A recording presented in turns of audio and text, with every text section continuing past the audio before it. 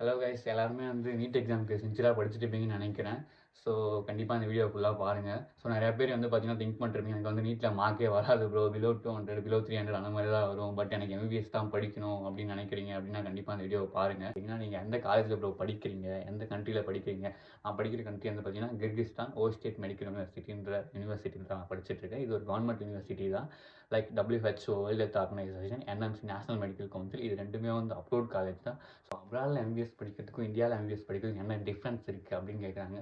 பெரிய டிஃப்ரென்ஸ் என்னன்னா, நமக்கு ஃபஸ்ட்டு மணி தான். மணி வந்து நம்ம அப்ராடில் எம்பிபிஎஸ்ஸை பர்சியூ பண்ணும்போது நம்ம ஒரு 25 lakhs வந்து டோட்டல் கோர்ஸே வந்து நம்மளால் கம்ப்ளீட் பண்ண முடியும். 25 lakhsல. இதே நம்ம இந்தியானா உங்களுக்கே தெரியும், நியர்லி க்ரோஸ் கணக்கில் போகுது. 1 crore above அந்த மாதிரி போயிட்டுருக்கு. ஸோ இதுதான் மேஜர் டிஃப்ரெண்ட். நீங்கள் படிக்கிற காலேஜில் எப்படி நான் ஜாயின் பண்ணுறது, அப்ராடில் மற்ற யூனிவர்சிட்டி எப்படி ஜாயின் பண்ணுறது, அந்த மாதிரி தான் கேட்குறாங்க. ஒன்றுமே இல்லை, நீங்கள் அங்கே படிக்கிற ஸ்டூடெண்ட்ஸ் மூலிமா மேக்ஸிமம் ஜாயின் பண்ணுறது தான் உங்களுக்கு ரொம்பவே பெனிஃபிட்டாக இருக்கும்.